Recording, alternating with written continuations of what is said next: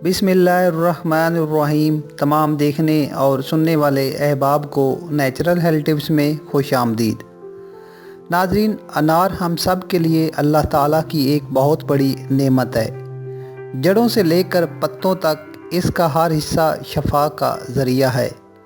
लेकिन क्या आप जानते हैं, अनार आप और आपके बच्चों को बीमार भी कर सकता है। नाज़रीन, क्योंकि हमारे यहाँ सर्द खुश्क मौसम का आगाज़ हो गया है और मज़ीद आने वाले दिनों तक इसमें मज़ीद इजाफ़ा होगा।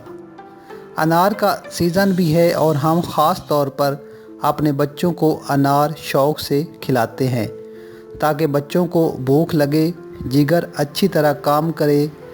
खून की कमी और पीलिया को ख़त्म करने के लिए भी अनार खिलाया जाता है।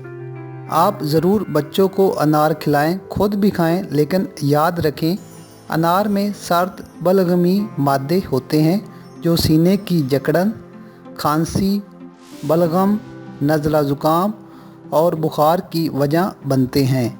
लेकिन जैसा कि आप जानते हैं कि हर मसले का कोई ना कोई हल ज़रूर होता है।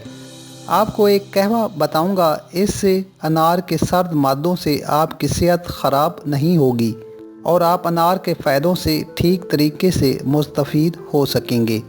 आपने अगर सुबह निहार मुँह अनार खाया है या बच्चों को खिलाया है तो नाश्ते के बाद 1 कप पानी को चूल्हे पर रखें। उबाल आने पर इसमें 1 लौंग, चुटकी भर दारचीनी और आधी चम्मच शहद डालकर बच्चों को पिलाएं। अगर बड़े पीना चाहते हैं तो इसमें थोड़ी सी काली पत्ती भी डाल सकते हैं।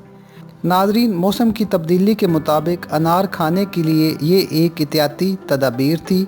अगर अच्छी लगे तो लाइक ज़रूर करें। मज़ीद अच्छी वीडियोज़ और टिप्स के लिए हमारा चैनल सब्सक्राइब करना ना भूलें। शुक्रिया।